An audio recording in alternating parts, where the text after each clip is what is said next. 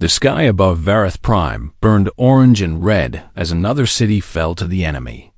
The crystalline towers that had stood for thousands of years now crumbled into dust and ash. And the screams of the dying echoed across the once peaceful world. High Priestess Selara ran through the ancient temple corridors as explosions shook the ground beneath her feet. Her crystalline skin flickered with fear and despair, and her 4 eyes streamed with tears. She could not stop the hollow had come 3 cycles ago.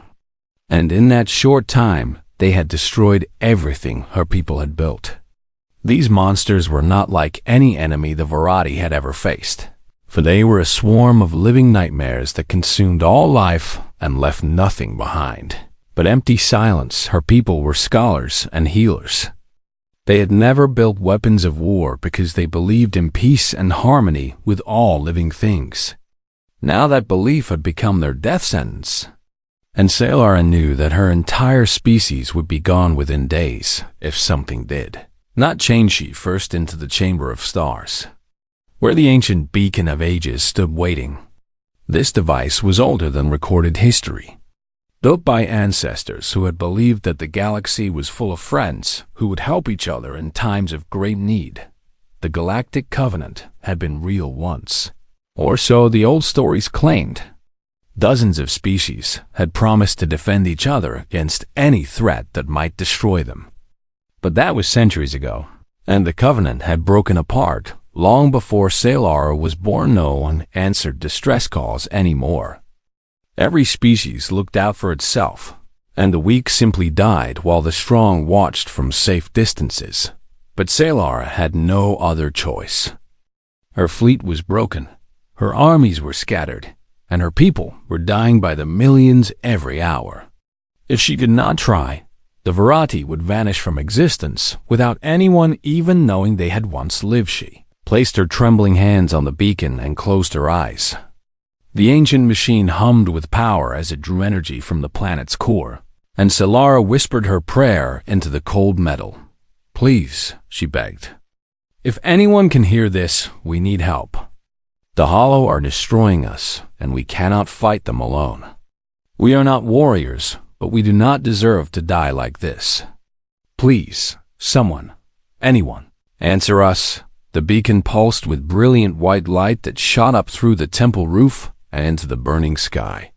The signal raced outward at speeds faster than light, carrying her desperate plea to every corner of the galaxy. Then the light faded, and the beacon went dark, and silent Selara fell to her knees and wept. She had given everything she had, and now all she could do was wait for death to come. Outside, she could hear the hollow swarm growing closer, their terrible screeching sounds filling the air like a song of doom. 3 days passed, and the Varati continued to die. The capital city fell on the 2nd day, and the planetary defense grid collapsed on the 3rd. Selara had retreated to a mountain bunker with the last survivors of her government, and they all waited for the end. Then something impossible happened. A sensor officer burst into the command room with wild eyes and a shaking voice. "High Priestess," he cried, "something has entered the system."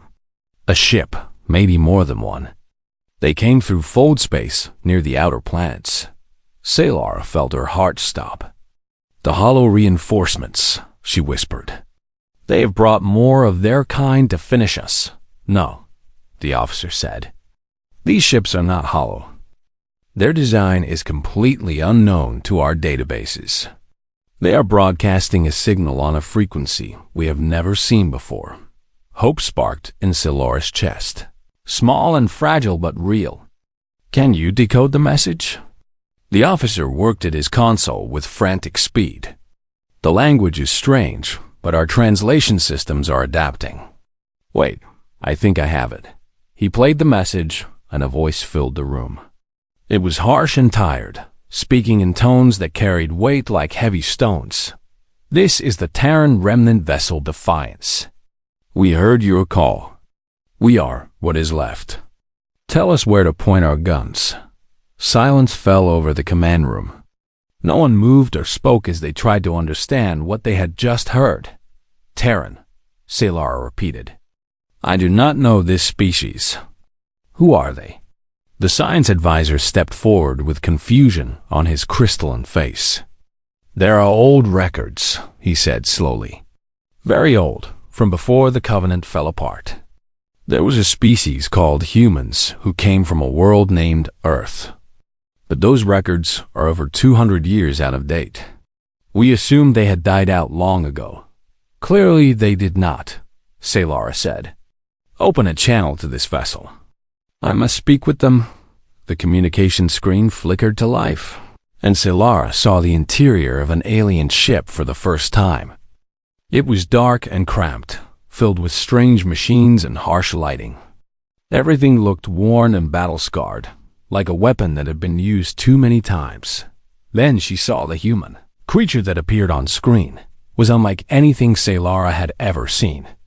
It had soft skin the color of brown earth, two small eyes that burned with fierce intensity, and a face marked with scars and lines of age.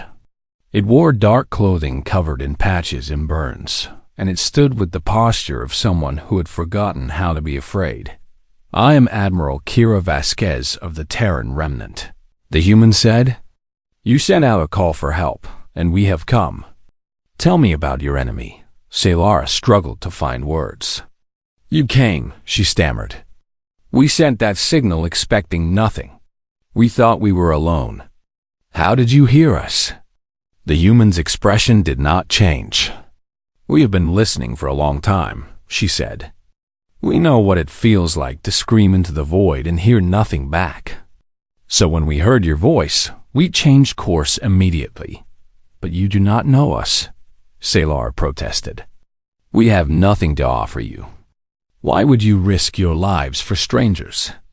Admiral Vasquez leaned forward, and her eyes seemed to look straight through the screen and into Salara's soul, because no one came for us when we needed help, she said quietly. And we decided that we would never let that happen to anyone else. Now stop wasting time and tell me how to kill these things that are hurting your people. The Verati had prayed for allies to save them. What they received was something far more frightening and far more wonderful. The survivors of a dead world had heard their cry, and they had come carrying 40 years of rage and grief and terrible purpose. The humans had arrived, and nothing would ever be the same again. Admiral Kira Vasquez stood on the bridge of the Defiance and stared at the tactical display with cold eyes. The planet called Verath Prime floated in the center of the hologram, surrounded by thousands of red dots that represented the hollow swarm. She had seen this picture before, many years ago, when the enemy had circled a different world.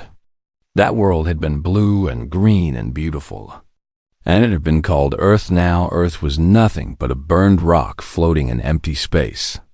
And Kira was one of the last people who remembered what it had looked like before the fire came. Admiral, Commander Chun said from his station, the Verati are requesting a face-to-face meeting. Their High Priestess wants to speak with you in person before we plan any military action. Kira nodded slowly. Tell them I will come to their bunker. Prepare a shuttle and a security team. Are you sure that is wise? Chun asked. We know nothing about these people. They could be hostile. Kira almost laughed at that. Look at the tactical display, Commander. They have no fleet left and their planet is burning. If they wanted to hurt us, they have nothing to hurt us with. Besides, I want to see them for myself. I want to know if they are worth saving. The shuttle ride down to the planet's surface was rough and dangerous. Hollow fighters swarmed through the atmosphere, and the pilot had to dodge and weave through enemy fire to reach the mountain bunker. Kira watched the burning landscape pass beneath them and felt the old familiar weight of memory pressing on her chest. She remembered another burning world, another desperate flight, another time when everything she loved had turned to ash 40 years ago. Humanity had been a proud species, 8 billion people. They had built great cities and amazing technology. They had dreamed of spreading across the stars and making friends with other intelligent races. Then the Hollow had arrived. They came without warning or communication. One day the sky was clear and blue, and the next day it was filled with organic ships that rained death upon the surface. The militaries of Earth fought back with everything they had, but it was not enough. The Hollow did not negotiate or make demands. They simply consumed. They ate cities and forests and oceans, and they turned living worlds into dead husks that drifted through space like forgotten tombs. Earth fell in 3 weeks. 8 billion people became 8 million refugees fleeing in whatever ships could escape the slaughter. And those 8 million became fewer every year as the Hollow hunted them across the galaxy. Now only 1,800 humans remained, scattered across 12 battered ships. They were the last children of a dead mother, and they carried her memory in their hearts like a burning coal that would never go. Cold the shuttle landed inside the mountain bunker, and Kira stepped out into a cavern filled with frightened aliens. The variety were strange creatures with crystalline skin that shifted colors based on their emotions. Right now, most of them glowed with shades of blue and gray, which Kira guessed meant fear and despair. High Priestess Salara approached with her attendants. She was taller than Kira had expected, with 4 eyes that studied the human with obvious curiosity and concern. Admiral Vasquez, Salara said, "I thank you for coming. I must admit that I did not believe you were real until this moment. My people thought we were alone in our suffering." "You are not alone," Kira replied. "You never were. You just did not know who else was out there in the dark." Salara guided her to a private chamber where they could speak without being overheard. The room was simple and functional, clearly meant for emergency meetings rather than comfort. "I must ask you something," Salara said once they were seated. "Your message said you are what is left. What did you mean by that?" Kira was silent for a long moment. She did not like to talk about the past, but this alien deserved to know who had answered her prayer. "My species once numbered in the billions," Kira began. "We had a homeworld called Earth that was beautiful beyond description. Blue oceans, green forests, white clouds, and golden sunlight. It was paradise, and we thought it would be ours forever." She paused to control the emotion that threatened to crack her voice. "The Hollow came to Earth 40 years ago. We had no warning and no defense against them. They burned everything. Our cities, our families, our history, our future. In 3 weeks, they reduced 8 billion people to a handful of survivors running for their lives." Salara's crystalline skin flickered with horror. "The same creatures that are attacking us now?" "The same," Kira confirmed.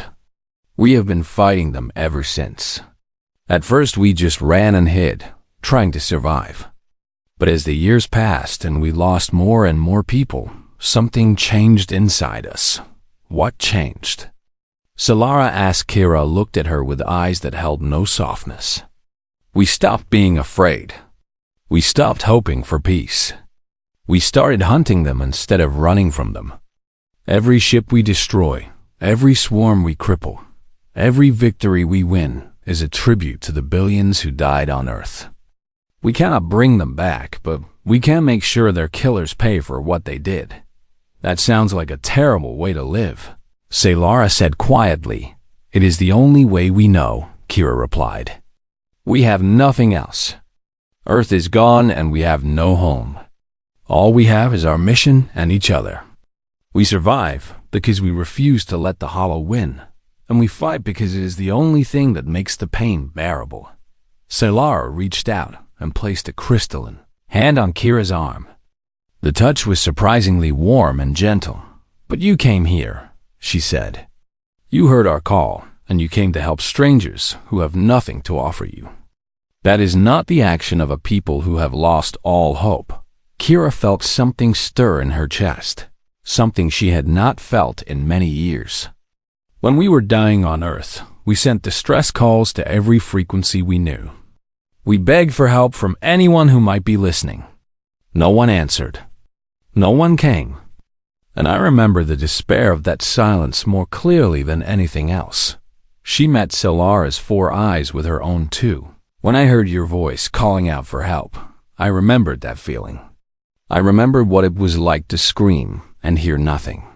And I decided that I would not let you experience that same silence. You called for allies, and you got us instead. We are broken and angry, and probably half mad from grief. But we are here, and we will fight for you until we cannot fight anymore. Salara bowed her head in a gesture of deep respect. Then let us discuss how to save my world, Admiral. I believe we have much to learn from each other. Kira nodded and pulled out her tactical tablet. Gather your officers. We have a lot of work to do and not much time. The Hollow are patient hunters, but even they will finish their feast eventually. We need to be ready before that happens. The meeting between two species had begun, and from that union of desperation and determination, something new would be born. The War Council chamber was crowded with beings from two very different worlds. Virati officers with their crystalline bodies stood alongside human soldiers in worn battle armor, and the contrast between them could not have been more striking. The Virati were beautiful and delicate, their transparent skin glowing with soft colors that shifted like aurora lights. The humans were rough and scarred, their faces hard and their eyes cold. They looked like they had been carved from stone and forged in fire. Lieutenant Commander Yuki Tanaka stood before the main display screen with a metal arm that ended where her left elbow should have been. She had lost that arm in a hollow boarding action 5 years ago, and she had killed the creature that took it with her remaining hand. Let me explain how the hollow work, Tanaka began in her calm and steady voice. They are not an army in the way you understand armies. They are a single organism spread across millions of bodies. Every drone, every fighter, every ship is connected to a central intelligence that controls them all. She tapped the display, and a diagram appeared showing the hollow swarm structure. The swarm is organized in layers. The outer layer is made of simple drones that exist only to attack and consume. The middle layer contains specialized units for different tasks. And at the center is the nexus, which is the brain of the entire swarm. A Virati general named Korath raised his hand. We have tried attacking the swarm many times, but for every creature we destroy, 10 more seem to take its place. How can we possibly win against such numbers? Tanaka almost smiled, but there was no humor in her expression. That is because you have been fighting the wrong way. You have been trying to kill the body when you should be killing the mind. She changed the display to show a tactical simulation. The Nexus controls everything. It processes information, makes decisions, and coordinates the entire swarm. If you destroy the Nexus, the drones lose their connection to each other. They become confused and disorganized. They start attacking randomly or simply shut down. High Priestess Salara leaned forward with hope in her eyes. So if we destroy the Nexus, we win. Yes, Tanaka confirmed. But here's the problem.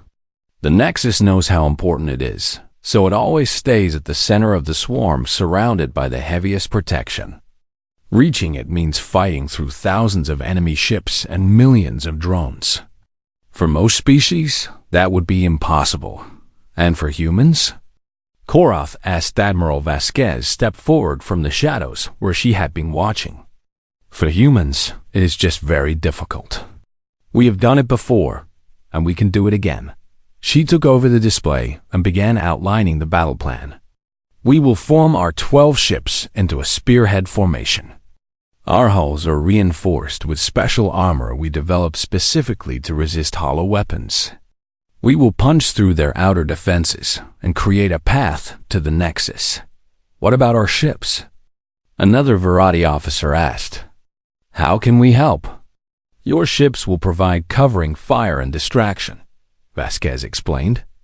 You do not have the armor or weapons to survive direct combat with the hollow, but you can draw their attention and thin their numbers. While they are focused on you, we will drive straight for the heart.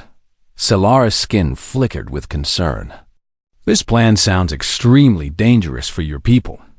You are asking your ships to absorb the worst of the enemy attack. Many of you will die. Vasquez met her eyes without flinching. Many of us will die no matter what. We accepted that truth a long time ago. What matters is not how many of us survive, but whether we accomplish the mission. If we destroy the Nexus, your world lives. That is the only equation that matters. The Verati exchanged uncomfortable looks. They were not used to such cold calculations about life and death. Their culture valued every individual, and the idea of sacrificing lives for a strategic goal seemed barbaric to Thema. Young Verati soldier named Torvish spoke up from the back of the room. I do not understand you humans. You barely know us, yet you are willing to die for our world. Why would you do this? Commander Chun answered before Vasquez could speak. Because we remember what it felt like to have no one come when we needed help. We remember watching our families burn while the galaxy stayed silent. And we decided that we would never let another species experience that same abandonment. He walked over to stand beside Torvish. You think we are brave, but the truth is simpler than that. We are angry. We are so angry at the Hollow that we would fight them anywhere, anytime, for any reason. Your world just gives us an excuse to do what we were going to do anyway. But it is more than anger, Tanaka added quietly. Anger alone would burn us out. What keeps us going is purpose. When we save your world, we prove that humanity still matters. We prove that our dead did not die for nothing. Every life we save is a victory against the darkness that took everything from us. Solara stood and walked to the center of the room where humans and Verati mingled together. I think I am beginning to understand. You are not just warriors fighting a war. You are survivors carrying a sacred burden. Your mission is not just about killing the enemy. It is about honoring the memory of everyone you lost. Vasquez nodded slowly. You understand this better than most. Yes, that is exactly what we are. We are the ghosts of Earth, and we will haunt the Hollow until they are all destroyed, or we are all dead. There is no middle ground, and there is no surrender. This is what humanity has become. The War Council continued for several more hours as they refined the details of the battle plan. Human officers taught Verati crews how to fly in combat formations, and Verati engineers helped repair damaged human ships with their advanced crystalline technology. Something unexpected began to happen as the two species worked together. Barriers started to fall and friendships started to form. The Verati were amazed by human resilience and determination, while the humans found themselves touched by Verati kindness and generosity. Turv found himself assigned to the Defiance as a liaison officer. He followed Commander Chen everywhere, asking questions and trying to understand these strange creatures who had come to save his people. Do you ever feel afraid? Torvish asked during a quiet moment on the observation deck. Chen looked out at the stars and thought about the question. Every day, he admitted. But fear is just a feeling, and feelings can be controlled. I learned long ago that courage is not the absence of fear. It is the decision to act despite fear. When the battle comes, I will be terrified, but I will do my duty anyway because my crewmates are counting on me. How do you bear it? Torvish whispered. How do you live with so much loss and pain? Chum turned to face the young alien. We bear it because we must. We live with it because the alternative is giving up. And giving up means the Hollow win. I will not give them that satisfaction. I will fight and suffer and lose people I love, and then I will get up the next morning and do it all again. That is what it means to be human. Torvesh's crystalline skin glowed with a new color, one that represented deep admiration and respect. I hope my people can learn from your example. We have been passive for too long. Perhaps it is time for the Verati to find her own strength. Chum put a hand on his shoulder. You already have strength. You just need to learn how to use it. And when this battle is over, We will teach you everything we know. Your people will never be helpless again. The preparations continued through the night, and by morning, everything was ready. 12 human ships and 40 Varadi vessels formed up in orbit. Their crews nervous but determined the battle for Vareth Prime was about to begin, and the galaxy would never forget what happened next. The void of space erupted into chaos as the combined fleet launched its attack. Human ships powered forward in their spearhead formation, engines burning bright blue against the darkness, while Varadi vessels spread out behind them in a wide arc. Admiral Vasquez stood at the center of the Defiance Bridge, her voice calm and steady as she issued orders. All ships maintain formation. Weapons free on my mark. Remember your training and trust your crewmates. We have done this before, and we will do it again. The hollow swarm reacted to the incoming fleet like a living thing sensing danger. Thousands of bioships turned toward the attackers, their organic hulls pulsing with sickly green light. Drones launched from carrier creatures in swarms so thick they looked like clouds of insects. Contact in 30 seconds.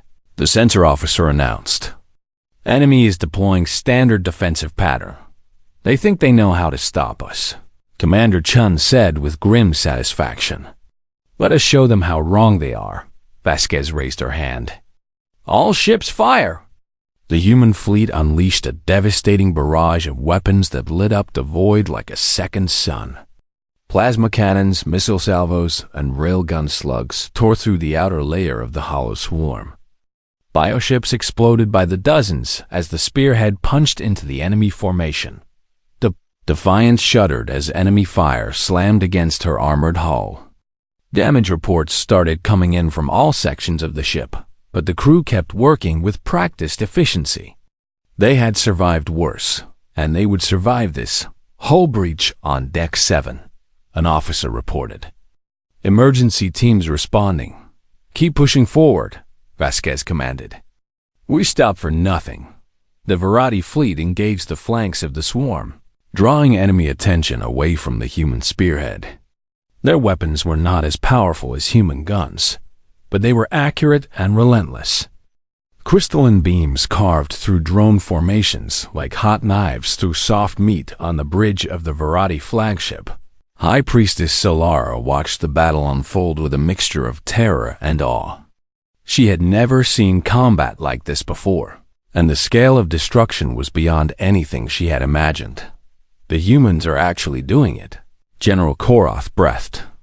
They are cutting straight through the swarm. At tremendous cost, Solara replied. She could see human ships taking damage, their hulls glowing red from enemy strikes. One ship, a smaller vessel called the Resilient, was completely surrounded by drones. Its crew fought on for another minute before the ship finally exploded in a ball of fire, but the humans did not stop. They did not slow down. They kept pushing forward like a fist of iron driving into flesh on the Defiance. Lieutenant Commander Tanaka coordinated the fleet movements from her tactical station. Her artificial arm clicked and whirred as she worked the controls, calculating firing solutions and adjusting formations on the fly. We have lost the Resilient and the Vengeance, she reported without emotion. The Stalwart is heavily damaged but still combat effective. We are 60% through the outer swarm. Good enough, Vasquez replied. Signal the boarding teams to prepare. We will reach the Nexus in approximately 10 minutes. Deep in the belly of the Defiance, Commander Chun gathered his assault squad in the boarding pod bay. 50 soldiers in heavy combat armor stood ready, their weapons loaded and their faces set with grim determination. Listen up, Chun addressed his team. You all know the mission. We punch into the Nexus organism, fight our way to its core, and plant the antimatter charges. After that, we have 60 seconds to extract before the whole thing blows. A young soldier named Private Torres raised her hand. Sir, what are our chances of making it out? Chun looked at her for a long moment before answering. Honestly, not good. But that does not matter. What matters is completing the mission. If we destroy the Nexus, we save an entire world. That is worth any price. The soldiers nodded. They had all volunteered for this mission knowing the risks. They were ready to die if necessary. Just like every human who had fought the Hollow before them, the Defiant shuddered again as a massive impact rocked the ship. "We have reached the inner swarm," Tanaka announced. "Nexus is dead ahead." Vasquez gripped her command chair as the ship took hit after hit. Around her, crew members fell at their stations, replaced instantly by others who stepped up to take their places. Sparks flew from damaged consoles and emergency lights flickered red. "We are taking heavy damage," the damage control officer reported. "Engines are at 50%, weapons at 70%. Shields are failing. All we need is one shot," Vasquez replied. "Chun, are your people ready?" "Ready and waiting, Admiral. Then go." "Good luck, Commander." "Make it count." The boarding pods launched from the Defiance like bullets fired from a gun. They streaked across the void toward the massive organic structure that served as the Hollow Nexus. Enemy drones tried to intercept them, but the Defiance guns cut down anything that got close. Chun felt the impact as his pod punched through the outer membrane of the Nexus. Emergency lights flashed as the pod doors blew open, and his soldiers poured out into the organic corridors of the enemy command structure. The interior of the Nexus was a nightmare of pulsing flesh and flowing fluids. Walls breathed like living lungs, and the floor squished beneath their boots. The air was thick and humid, filled with a smell like rotting meat. "Move fast," Chine ordered. "The Nexus knows we are here." Hollow drones emerged from the walls like antibodies attacking an infection. They were smaller than the space-based variants, designed for close combat in tight spaces. Their claws and teeth gleamed with toxic venom. The humans opened fire without hesitation. Plasma bolts and explosive rounds tore through the drones, spattering the walls with thick green ichor. Soldiers fell too, pulled down by sheer numbers, but the others kept advancing. Private Torres fought beside Chun, her rifle barking again and again as she cut down everything in her path. "How much further?" she shouted over the noise of battle. Chun checked his scanner. 300 meters. "The core is just ahead." They pushed through a final wall of defenders and emerged into a vast chamber at the heart of the Nexus. The core hung in the center of the space, a pulsing mass of neural tissue that glowed with sickly light. This was the brain of the swarm, the intelligence that controlled millions of drones across the system. "Plant the charges," Chun ordered. "Defensive perimeter around the core." His demolition team moved forward while the rest of the soldiers formed a circle facing outward. Drones poured into the chamber from every direction, and the humans met them with a wall of fire. The fighting was brutal and desperate. Soldiers died one by one as the drones overwhelmed their positions, but they held long enough for the charges to be set. "Charges armed," the demolition specialist reported. 60 seconds to detonation. Chun activated his communicator. "Defiance, this is Chun. Package is set." 60 seconds. Admiral Vasquez's voice came back, heavy with static. "Acknowledged, Commander." "Well done. Can you extract?" Chun looked around at his remaining soldiers. There were only 15 left out of the original 50, and they were completely surrounded. The extraction route was blocked by hundreds of drones. "Negative, Admiral," he said calmly. "Extraction is not possible. We will hold here until detonation." There was a pause on the other end. "I understand, Commander. It has been an honor." "The honor was mine, Admiral." "Give them hell for us." Chun cut the connection and raised his rifle. His remaining soldiers gathered around him, their faces showing no fear, only acceptance. "You all know how this ends," Chun said. "But before we go, let us make sure these monsters remember what humans are capable of." The soldiers roared their approval and charged into the oncoming swarm. They fought with everything they had, buying time second by second as the countdown continued 10 seconds. Chun felt claws tear into his side, but he kept firing 5 seconds. Torres went down beside him, still shooting as she felt 2 seconds. Chun looked up at the pulsing core and smiled. For Earth, he whispered. The charges detonated, and the Nexus exploded in a blinding flash of antimatter annihilation. The shock wave rippled outward through space and across the entire system. The hollow swarm suddenly went silent on the bridge of the Defiance. Vasquez watched as thousands of bioships began to drift aimlessly. Without the Nexus to guide them, they had become nothing more than mindless husks. The swarm is collapsing, Tanaka reported.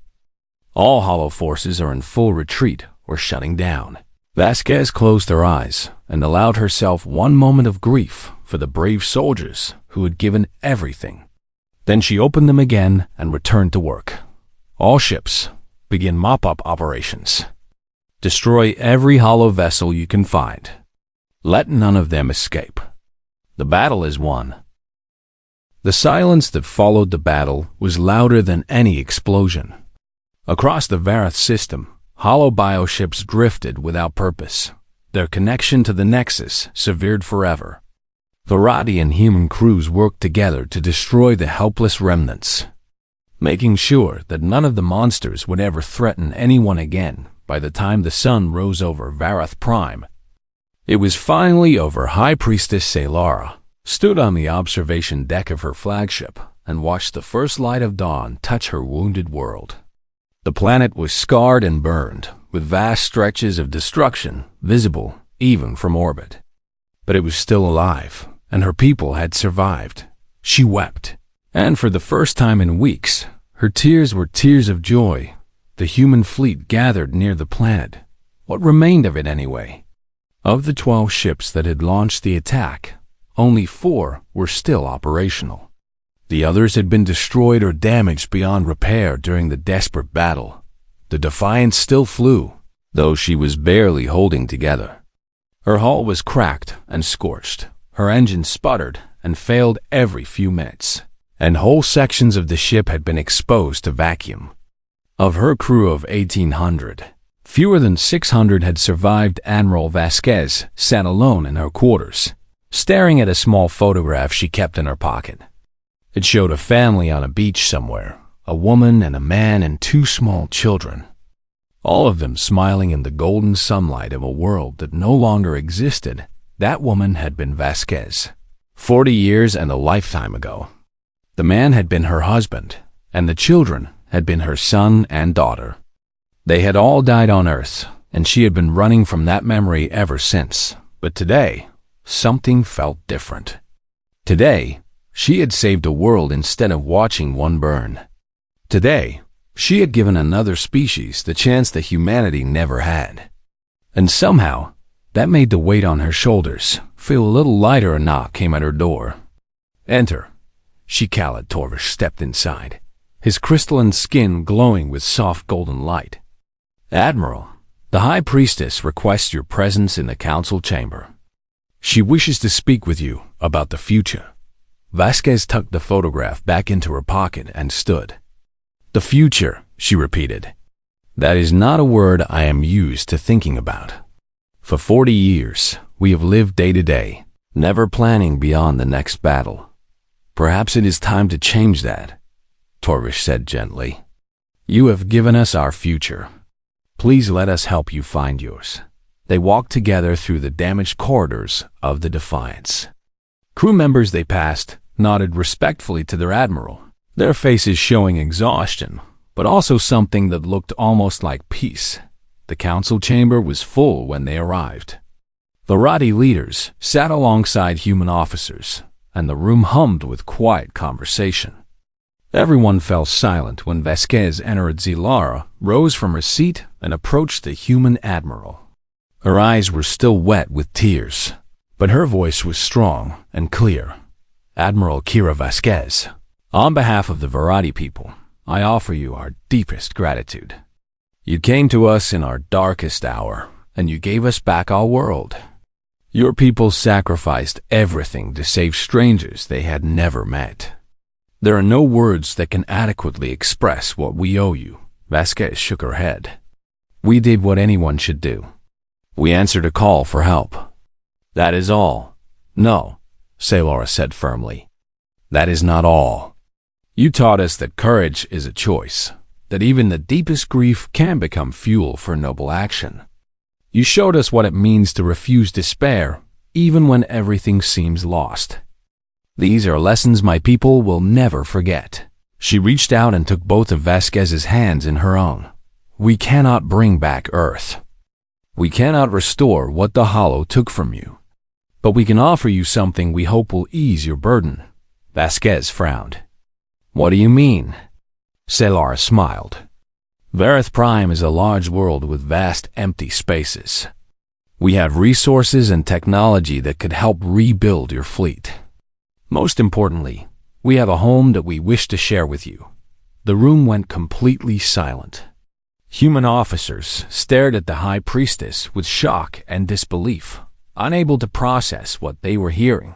You are offering us a home? Vasquez whispered. Yes, Sailora confirmed. The Varadi Conclave officially invites the Terran remnant to settle on Vareth Prime. Your people will have land of their own, full citizenship rights, and a seat in our government. You will no longer be wanderers without a place to rest. You will be our partners, our friends, and our family. Lieutenant Commander Tanaka stepped forward with tears running down her scarred face. You would do this for us? After knowing us for only a few days?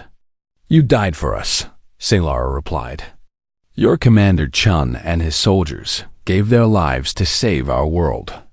How could we offer you anything less than everything we have? Vasquez felt something break inside her, a wall she had built around her heart over 40 years of grief and anger. She had thought she would never feel anything but hatred again. But standing here in this room surrounded by people who wanted to give instead of take, she discovered that she had been wrong. I do not know what to say, she admitted. We have been alone for so long. We forgot what it felt like to be wanted somewhere. Sailora pulled her into an embrace, human and alien holding each other in the aftermath of impossible victory. You are wanted here, Admiral. You are needed here. Please stay and let us build something new together. Vasquez looked around the room at her crew, at the Varadi who were watching with hopeful eyes, at the young Torvish who had become a bridge between two peoples. She thought about all the battles she had fought, all the friends she had lost, all the years she had spent running through the darkness. Maybe it was time to stop running. Maybe it was time to rest. I need to discuss this with my people, she said finally. But I believe we will accept your offer. It has been a very long time since we had something to build instead of something to destroy. The room erupted in cheers from both species. Varadi and humans embraced each other, laughing and crying at the same time. After so much death and loss, they had found something worth celebrating 3 months later. The first human settlement was established on the eastern continent of Vareth Prime. They called it New Terra, and it was built by human and Varadi hands working together. Admiral Vasquez laid the foundation stone herself, placing it in soil that was strange but welcoming. Around her, children from both species played together, their laughter echoing across the construction site like music 100 years later. A great memorial stood in the heart of New Terra. It was made of human steel and Varadi crystal, two materials intertwined into something beautiful and eternal. People came from across the planet to visit it, to remember those who had sacrificed everything so that this moment could exist. The inscription was carved in both languages. They prayed for allies. We were what remained. And what remained was enough. At the base of the memorial, a smaller plaque listed the names of Commander Chun and his assault team. Next to their names was a single phrase that had become the motto of the Terran Varadi Alliance. For Earth. For Vareth? Forever.